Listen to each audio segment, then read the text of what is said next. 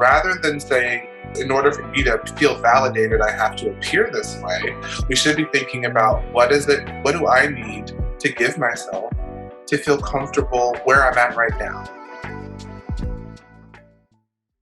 Welcome back, everybody. Hello to all of our listeners. This is Daniela Galdi. I am the producer and co-host of Heal Your Roots podcast.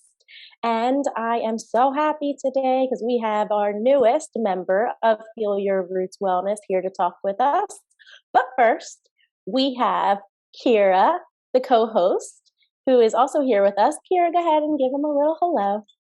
Hey everyone, I'm Kira Yakubov, co-host and therapist and founder of Heal Your Roots Wellness. Every episode we talk to a practitioner in the field, get to know who they are as a person and some of their specialties. And I'm really excited for today because we get to have Elijah Jackson. He's part of Heal Your Roots Wellness. And I'm just excited to hear his stories today. And so thank you so much, Elijah, for being on today. Absolutely.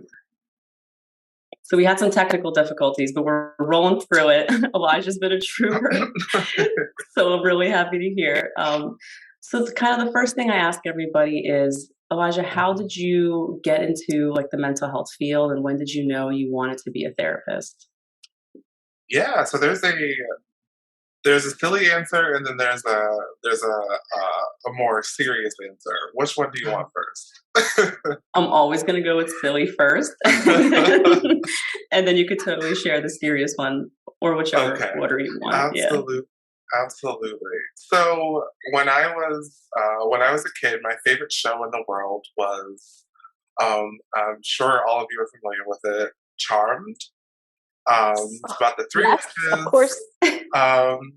And Phoebe, the youngest witch, had an advice column, and she had a degree in psychology.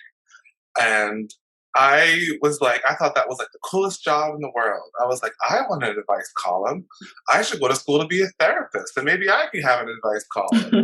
And then after doing research, I was like, wait, Phoebe shouldn't be giving people advice.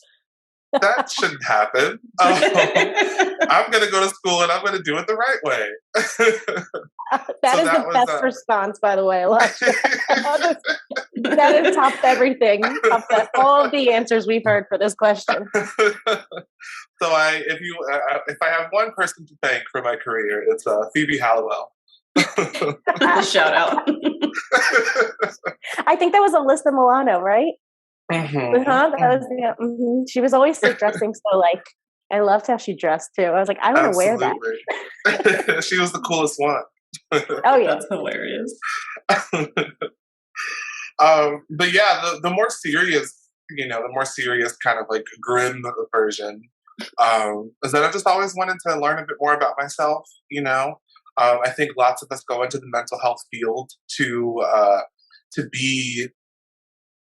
figure out our stuff, to figure out our traumas, to understand our bodies and brains a little better, and to help understand the people that are in our lives. So it's kind of both. I wanted to figure myself out as well as figure out some of the people that I grew up with, navigate it that way. Oh, wow. I like the sincere response too. I think it's funny and not funny that a lot of therapists, it would probably be cheaper if we just went and got therapy instead of becoming therapists. Because it's part of the same reason I went into it. I had a tough time growing up and I didn't understand myself, and I would just learn more about psychology and human behavior to understand why I am the way I am. And I was like, oh, I can help other people do this too. So I love that was a similar path for you as well. Absolutely. It was the world's most expensive therapy experience. What was one thing that you learned about yourself from going through all of your schooling? Yeah, I would say what I learned about myself was that I am I find it extremely difficult to be vulnerable with people. And therapy requires a lot of vulnerability on the therapist's part as well. It's not all about the client being able to access certain emotions and feelings. I have to do that as well. And, showing up in therapy you're in the room too. Your feelings are coming up as well. And you have to confront that and process that in the moment, not make it about you. Like, therapy isn't for me, I have to go see my own therapist for that. But, remembering that I'm also in the room is really important during the therapy process with the client. That, in the beginnings of my therapy career, I found it very hard to access certain emotions in the room, because I was so used to, not being vulnerable in that way. I really appreciate that. That was so vulnerable. I've done a lot of work. Look at you. Check you out. That's awesome. And so, Elijah, I know you are a licensed social worker. And so my license is a little bit different. So I didn't necessarily know the path that social workers had to take, or kind of like the classes and things you learn. So what was your experience becoming a social worker, and why did you kind of pick that direction instead of any other type of license? Yeah, it was a journey for me.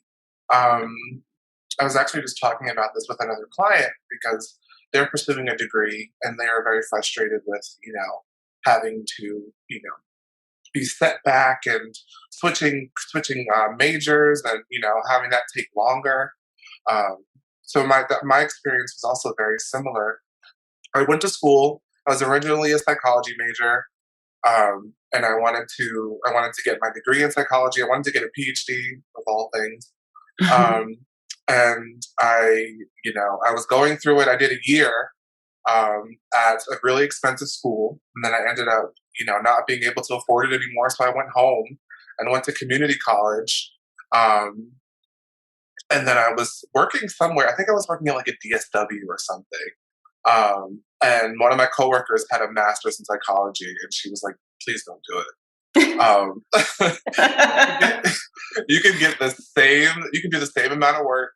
You can work with the same people with a degree in social work, and you'll be able to have a much more well-rounded career because you can work anywhere. And that's not to knock the psychology people. You can also do a lot of things with a psychology degree.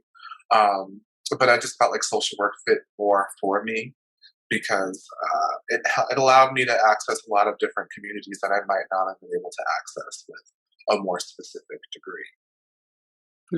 Actually, speaking to that, can you share a little bit about the communities that you've worked with? Because I know that you mentioned in your bio about like working with the homeless community. So tell us more about that.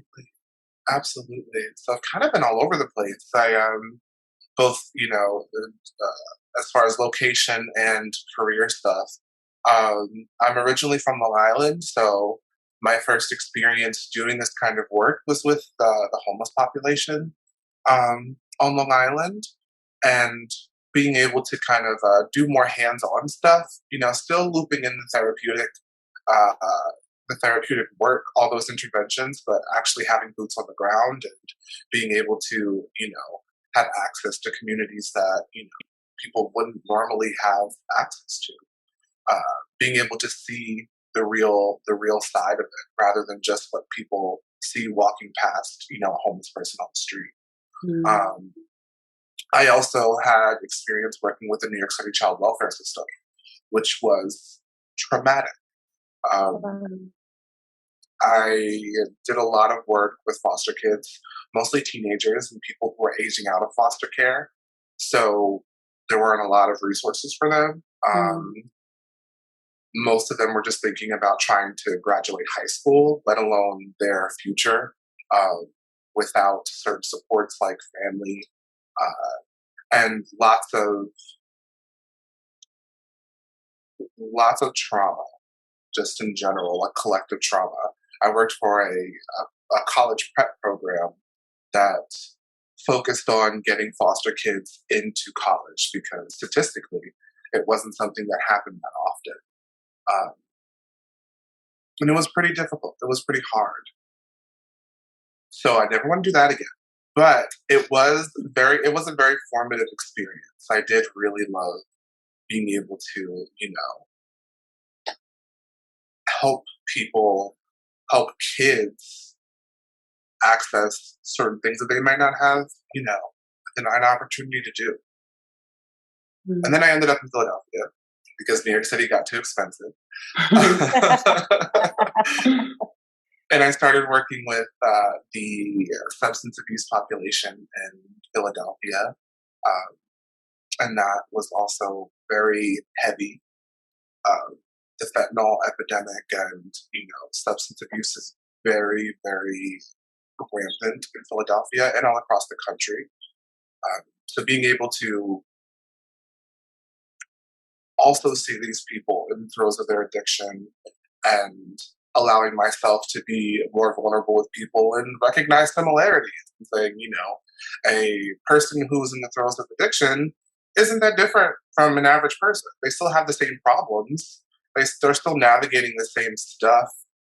They just also have a layer of trauma surrounding substance abuse. So it really did open my eyes to lots of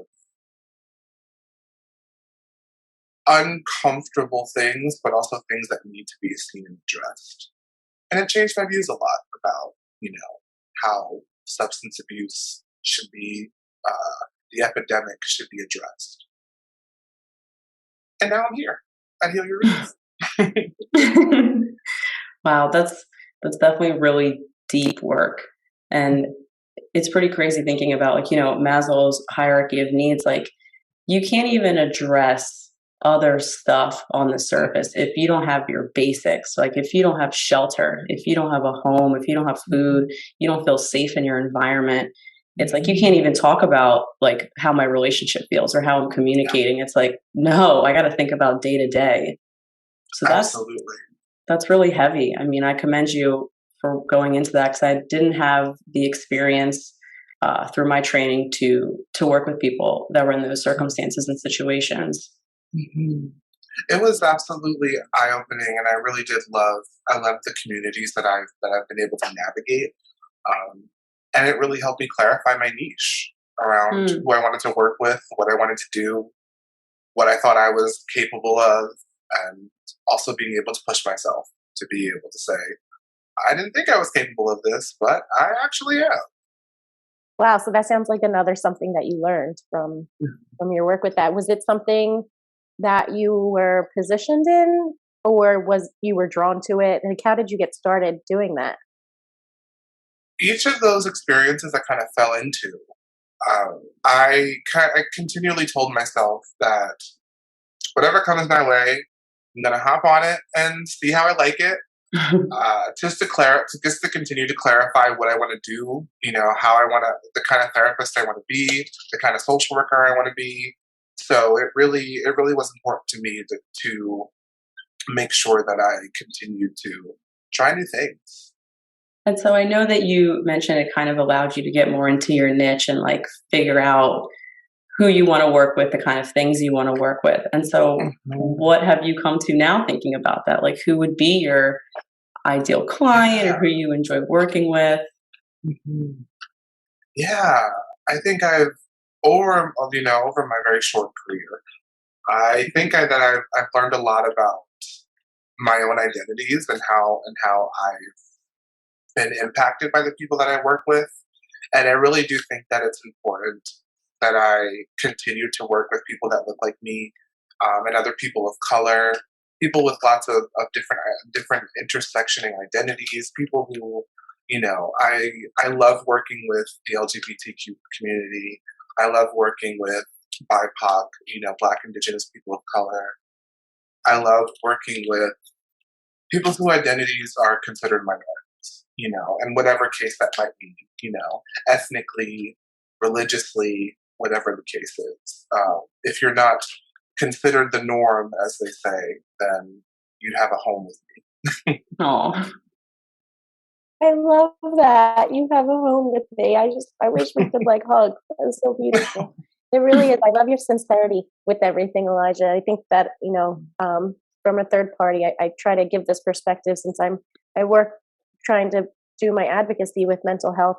But I learn a lot from yourselves and Kira and all the therapists and coaches and people that I work with in this advocacy. And just seeing your sincerity is just such a draw to me from that that outside perspective as someone who's not a licensed therapist or social worker. It's just so comforting.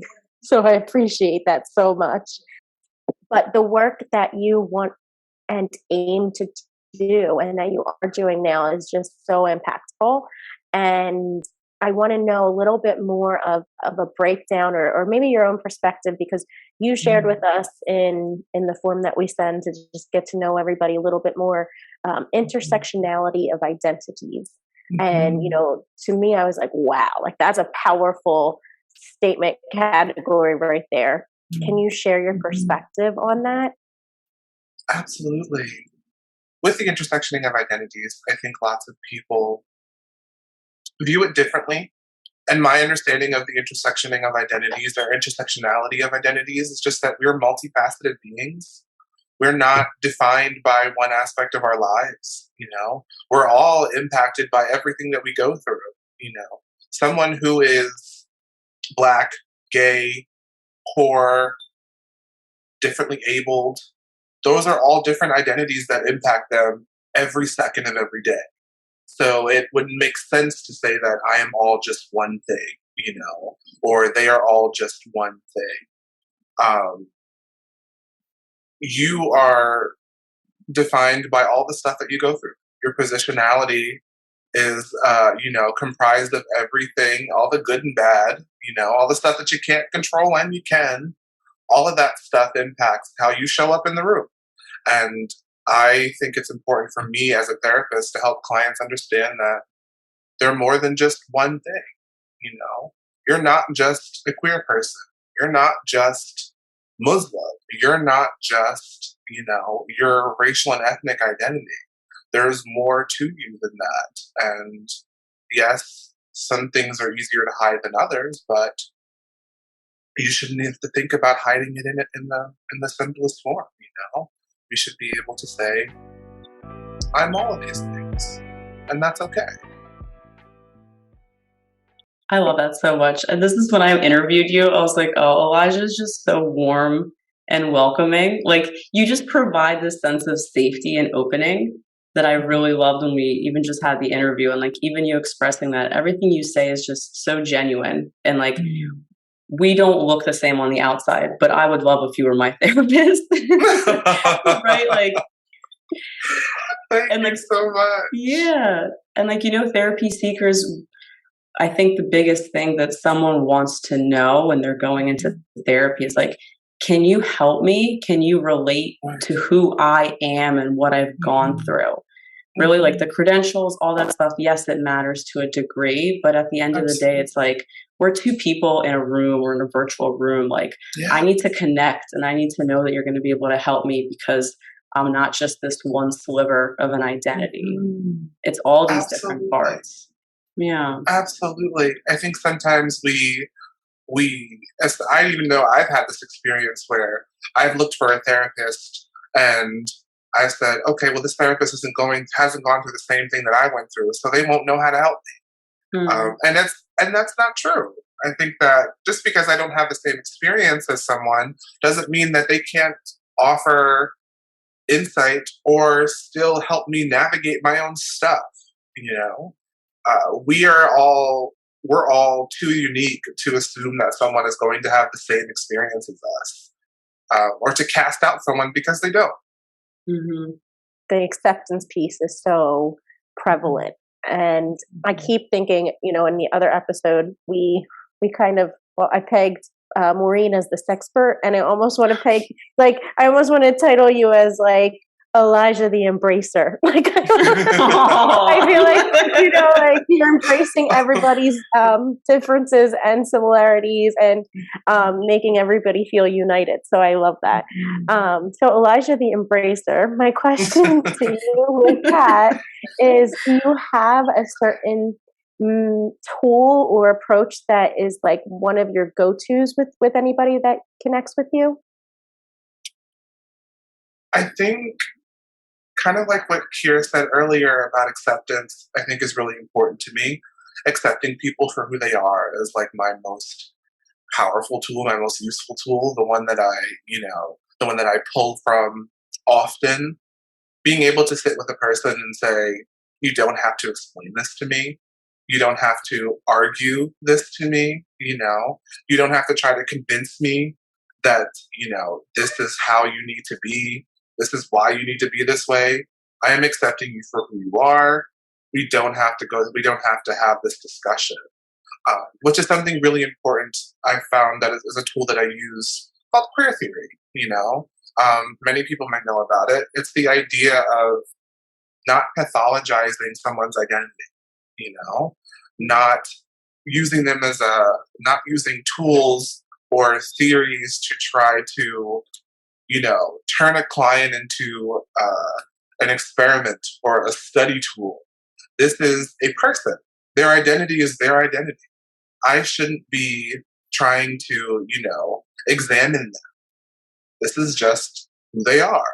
If they tell me that this is how they see the world, then I have to respect that.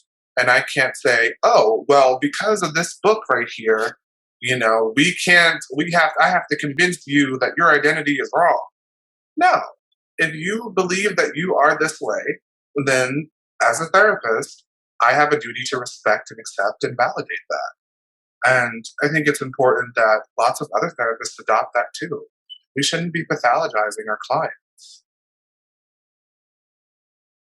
Absolutely. That gave me the chills. I mean, we take an insurance that we accept, and sometimes it really upsets me and makes me angry. And it's really frustrating for the therapist because we don't always want to give someone a diagnosis, right? Like if it's like a serious disorder or it's a psychotic disorder, like absolutely things that are physiologically going on that it would actually be beneficial to have a diagnosis is one thing. But the other thing is, if you're just a person existing in the world and it's hard, because it is, absolutely, and you're responding to trauma that's happening around you and your body is adapting new ways to survive, I don't think that we should be diagnosing people for that, right? Like you learned how to figure out how to survive in this environment because you had to. Now you're in a new environment and it's not helpful, but that doesn't mean there's something wrong with you. That means we're shifting into where we live and who we need to be. That's one of the things that I've always told. Like when I was younger, I used to tell myself, I don't need a therapist because I don't see people. I don't hear voices, I don't need to be in therapy because, I don't have, dissociative identity disorder or any of the severe disorders. And I questioned myself a lot growing up. And I was like, well, maybe I should be in therapy. And then after learning more about actually what therapy does, I'm like, yeah, I should have been in therapy. It's not, it doesn't just require a severe disorder to be able to see someone and navigate your life and work through some of the things that have stuck with you for a long time. The word doubt keeps coming to mind. Because for right now, I'm experiencing that a lot. What's interesting is I think that it's in me because of those I've surrounded myself with. And so I think about that and, if I voiced it outwardly, I've gone through anxiety and depression and I managed that, but I've kind of broken it down recently as wait a second, I feel good about myself. It's as soon as I have those other, that other noise coming in from others that kind of beats me down a bit. And so thinking of that as just an example for anyone listening of I can't diagnose, right? But I wouldn't say that's anxiety. I would say that's just, a feeling based on the environment that I'm in, like Kira mentioned about the environment. So that's one thing that I'm if I did not talk to somebody about this, they could just spiral. Yeah, absolutely. Absolutely. I think if you are someone who experiences how horrible life can be, then you have a right to be in therapy. You don't have to be a traumatized, broken down person to go to therapy. You can just be someone who needs support. Absolutely. And so it's interesting with all these different identities, right? It's our subjective experience for the most part, right? There's an external expression of who we are that people can kind of see in the label or put us in a box. And I think that especially with gender, it's very much a subjective experience. And so I'm curious of how that shows up in whether it's your sessions or maybe some of the experience you've had with people who have like this discrepancy between the subjective experience they're having and maybe how people view them on the external expression.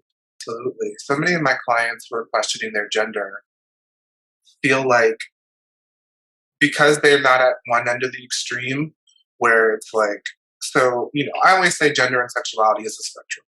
Everyone falls somewhere on that line. Some people are more in the middle, some people are all the way at either ends, and when some people are more in the middle or in one of the other gray areas, they feel like they don't have a right to explore that more. They don't have a right to think about how they'd like to clarify. What would it take for them to clarify what their gender is or their sexuality is? Some people feel like, oh, well, it's not something that's really that deep for me. I just feel sometimes I like to wear dresses, or sometimes I feel more comfortable going by he, him rather than she, her. And, the discussion of pronouns and the clothes you wear, how you present your gender, all of that is so fluid. And people think that in order to live life, they have to be perceived one specific way. And rather than saying, this is how in order for me to feel validated, I have to appear this way, we should be thinking about what do I need to give myself to feel comfortable where I'm at right now, Maybe down the line you want to go further down that spectrum and maybe get top surgery or explore taking hormones, things like that. But right now, where you are, what feels right?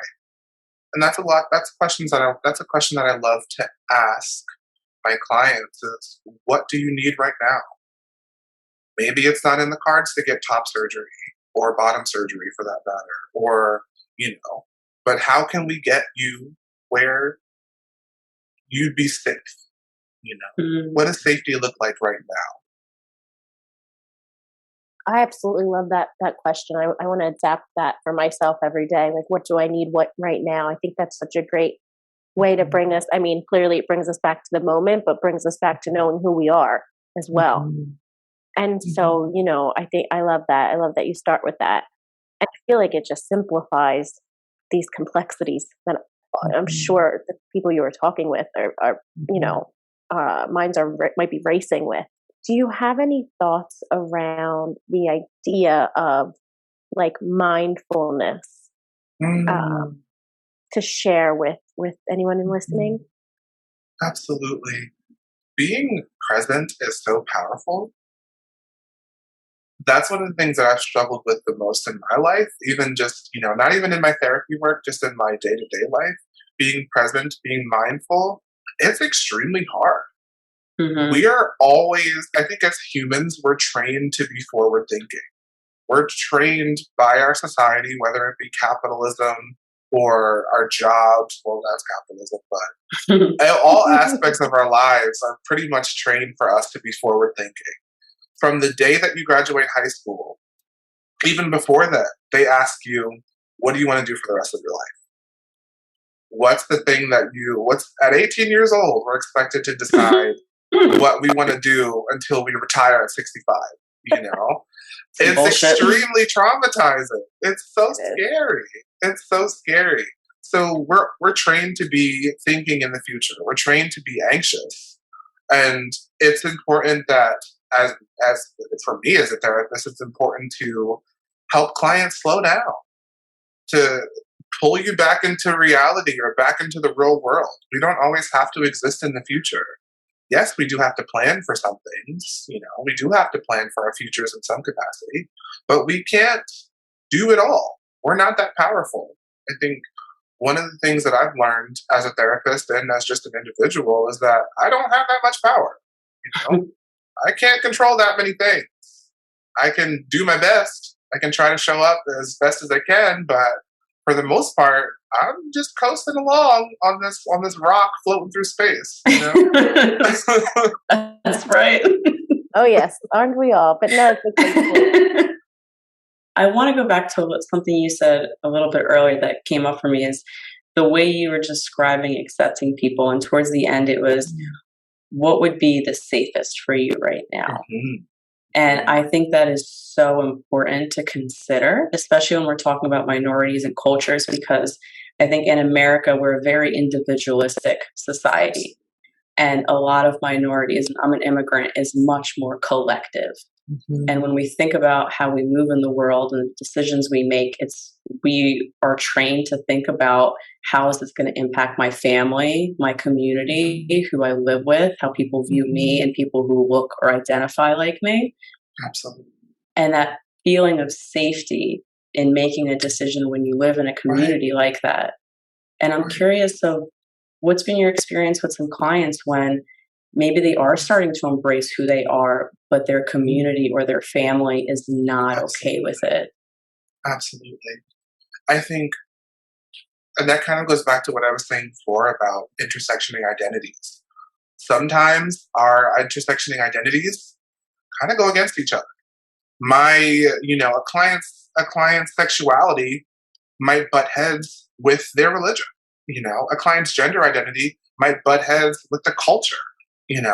So a client who is trying to explore their gender identity, they don't feel right in their body. They want to explore wearing other gendered clothing, even though clothing isn't gendered. It's just clothes. It's just fabric. Mm-hmm. But as a society, we've assigned meaning to a dress. We've assigned meaning to a suit. So I think that clients who want to explore that feel that, wow, I don't feel safe wearing nail polish at home. I don't feel safe wearing the skirt around my parents. I could be cast out or worse for doing these in my community, doing these things in my community. So when it comes to exploring our identities, we have to think about safety first. What's going to ensure that you are going to be safe until you can get to a point where you can go out on your own and explore your identities. I have so many clients who live in toxic households and can't explore their identities, and they feel stuck. And it takes a lot for them to really pull themselves back into reality and say, yes, I can't do this right now because it's scary, but I'm working towards a point where I can get away and still explore who I truly am. And sometimes that feels like, it's not enough, but safety matters above all else. We don't deserve to suffer over things that we can't control. Mm-hmm. That was really powerful. Yeah, that was amazing. That's what I was just thinking, like the way that you break that down so that they always have a place of safety within themselves, even if it's not in their surroundings.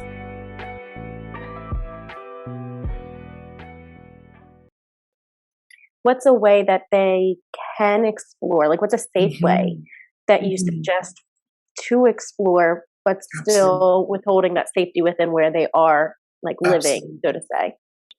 Part of what makes the internet so powerful, I mean, the internet sucks in a lot of ways. There's so much that's horrible about it. But I will say that lots of clients who cannot access certain communities in their general area find those communities online. They're able to find through apps like Twitter and Instagram, all those places are toxic, etc., etc. But you can still find communities of people who identify the same way you do. You can find someone who you can talk to when your parents scare you.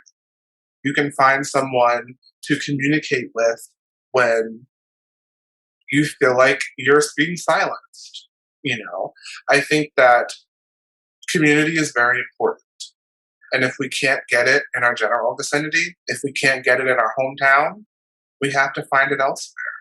Because in order for us to be validated, we need a community that looks like us or experiences what we experience. That's so important.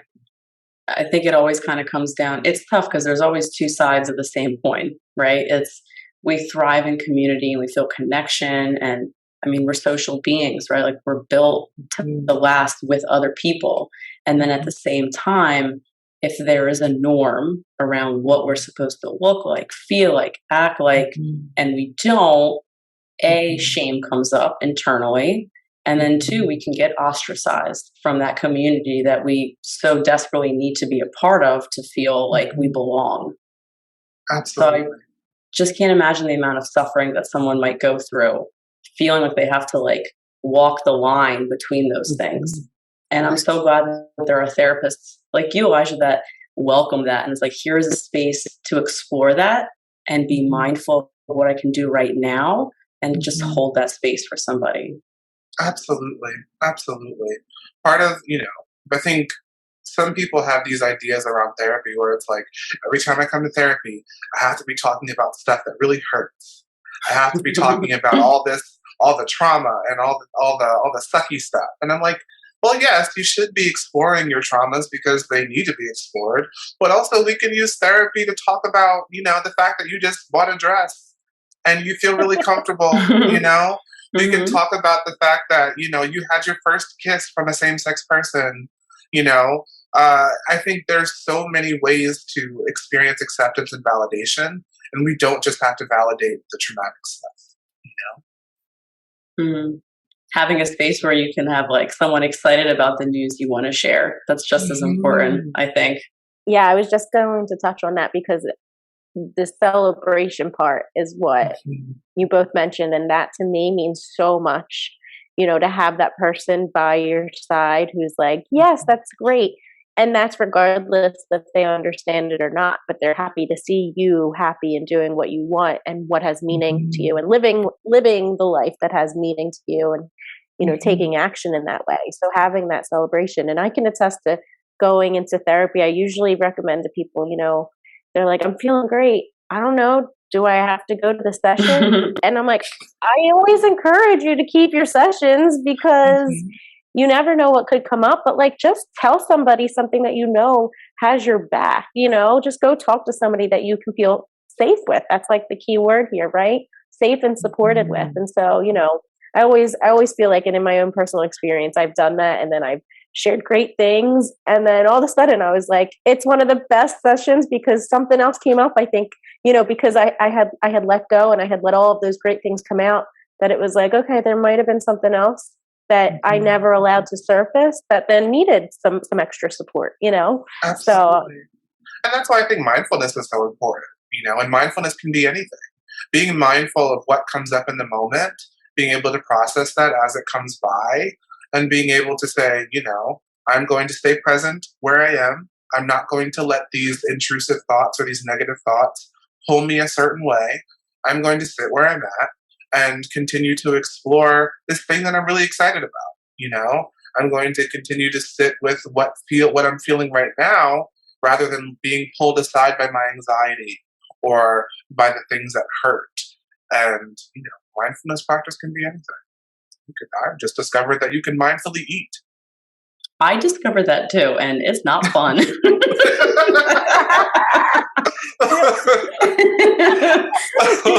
It's so funny. I've been doing I've been trying to practice it consistently, like mindful conscious eating.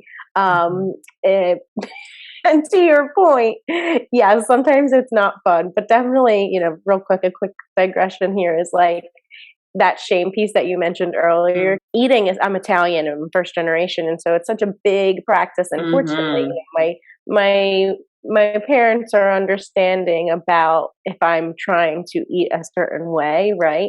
And then I find the difficulty because I feel the guilt and a bit of the shame that I don't want to always go with the traditions because of the way I want to choose to eat, right? And that's always on me, but that's something with the mindfulness where it's like, once I can accept that for myself, that this is how I'm choosing and it's my choice, it becomes a bit easier to recite that, right? And like claim it and assert that to somebody else and in a graceful way. So to add that in terms of like mindful eating, but just in terms of mindfulness in general when it comes to different cultural things. Absolutely. Mindful eating does suck. I tried it once. I'm trying to sell you on it. Come on. I tried it once, and it was like, but I get the idea behind it. It's like you're supposed to be more conscious of what you're putting into your body. Yeah. And lots of times people are just they're eating, they're not thinking about it, and then they're not realizing that, oh, I'm full, and I'm still eating because I still have food on my plate. Knowing when you being present in what you're doing rather than doing things on autopilot. We do that a lot.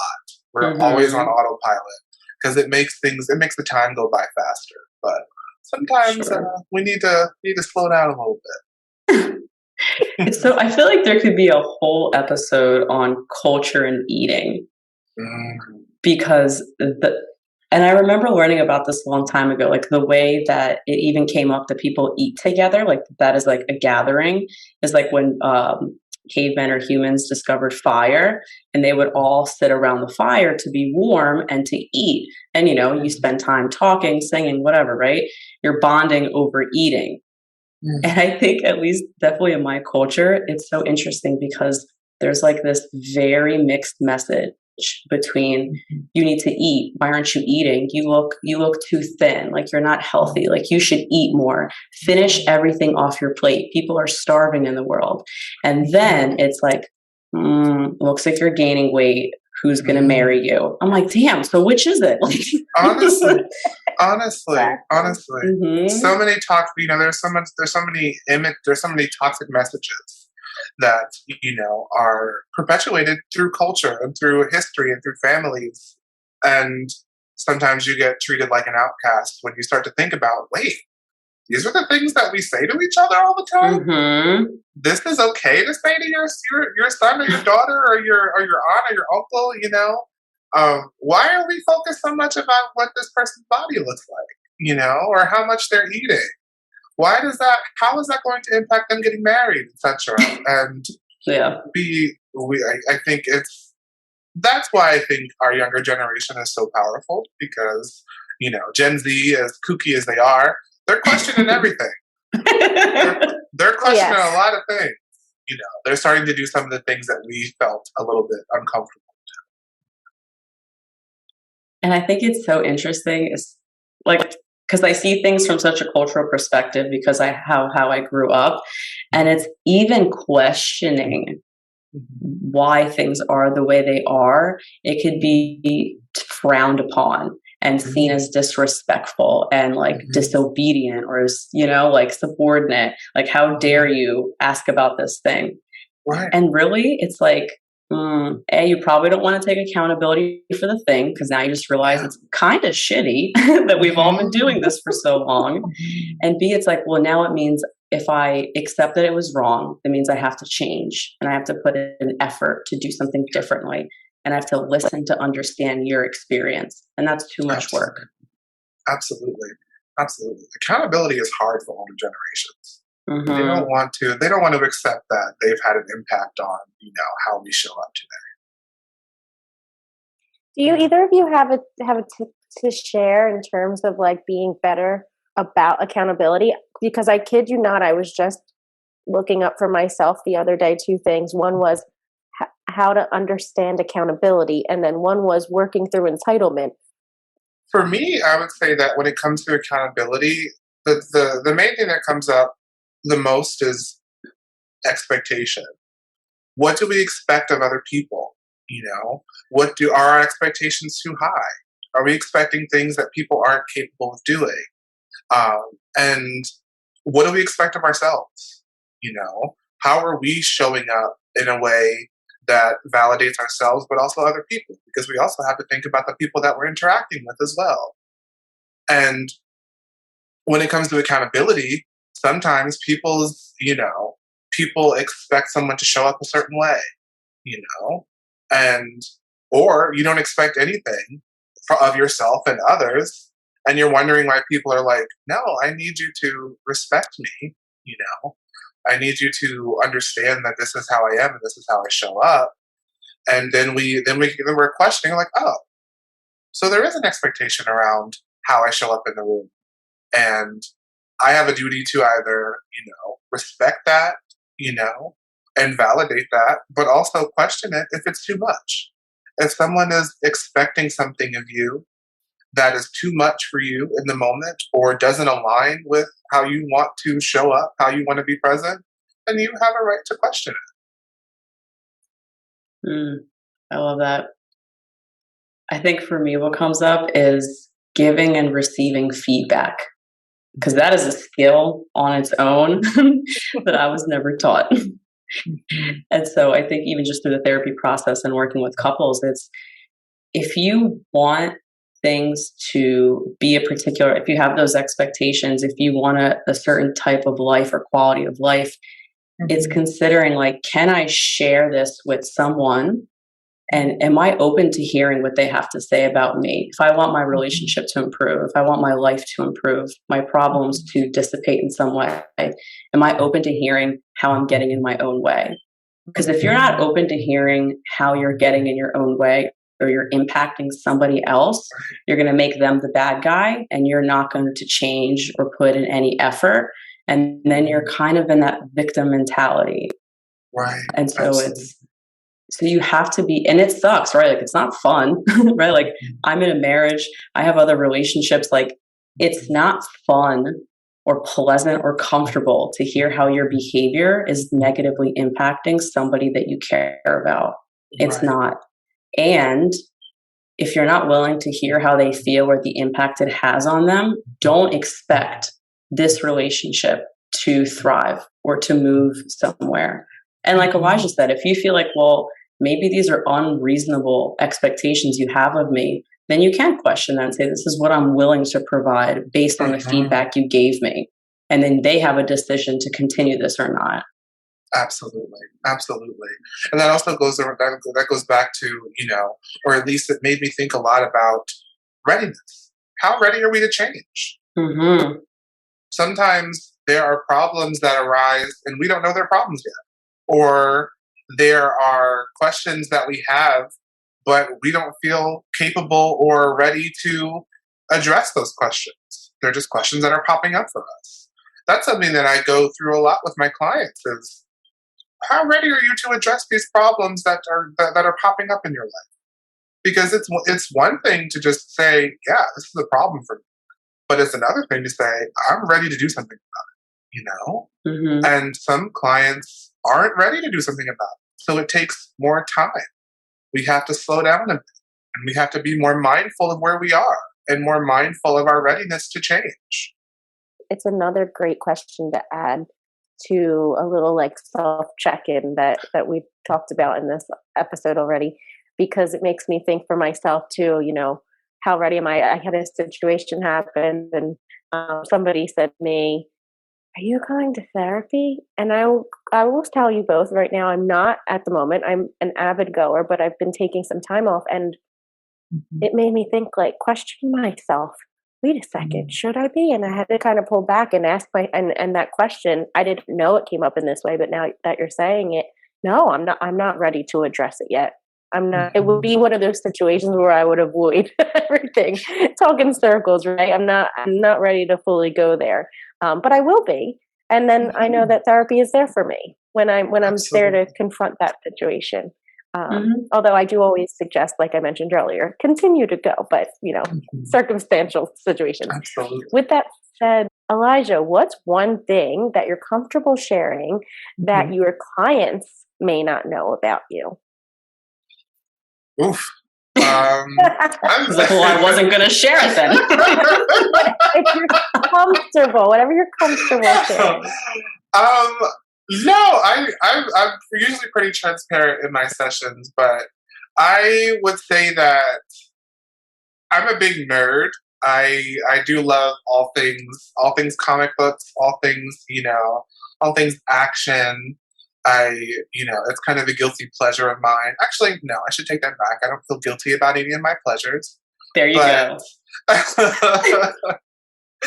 But yeah, I do love a good comic book. I love a good comic movie. I can talk about things like the MCU for hours.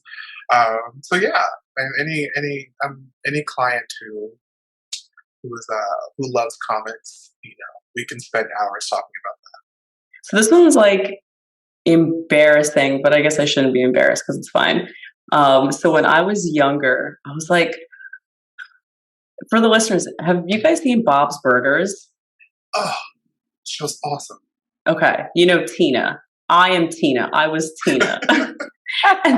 and so when I was younger, like, I don't know, 13, 14 years old, I would write these like romantic encounters of how I would meet somebody and like these erotic stories in my diary. Like a little weirdo. I guess it's not weird for anybody else who does it, but I thought I was a little weirdo and just like fantasize and live in a dream world. So I love that you're both sharing these. Please keep going. That's it. That's all I got. That's all you got. Okay. I didn't write erotic stories, but I did because, as I mentioned, I'm a nerd. I used to create, even though I was a horrible artist growing up, I did not have that kind of hand-eye coordination. I used to create my own comic characters. I used to have whole stories for them. I used to have books growing up, and my mom would always find books of me with like different characters that I created. And then I always used to tell her, Mom, I'm gonna put them all together and I'm gonna make a comic book. And she's like, okay, I'm waiting. Years and years go by and it never happened. I wish I still had those books because they do bring back a lot of fond memories. So I didn't do any of the erotic stories, but I did create a lot of scenarios. Oh, you were a sexually charged adolescent as I was. Oh my god. Oh, I feel like I should add to that, but I'm trying to think. Yeah, you had us exposed. In honor of you both exposing something. I mean, I'm thinking of like one that's not that cool. I mean, but I guess I shouldn't judge. It's like I had a pet rock named Princess. Now my rock has turned into like a crystal obsession, I guess, as I've become an adult. And I used to, in terms of writing, not comic books, not erotic, but I plagiarized as a child and would write down song lyrics in my songbook, and these were like my songs, and I'm air quoting. And I remember my sister found my book and she was like, you know, these aren't yours. Why are you just writing lyrics to songs? It was like Saved by the Bell, like when they did their whole choir thing, and like, you know, I don't know, some other artists in there. And I was like, this is my songbook. And I think I convinced myself that like I wrote these songs. Oh my gosh. I plagiarized the crap out of them. So. Oh my god. Look at us all just trying to cope as kids. We all find a way to escape. Escapism is real. That's right. And so as sad as I am to end this episode, Elijah, thank you so much for being on. This was a pleasure. It's getting to know you a little bit more, hearing more about your life and background. So thank you so much for taking the time today to be with us. This is a Bivesta production.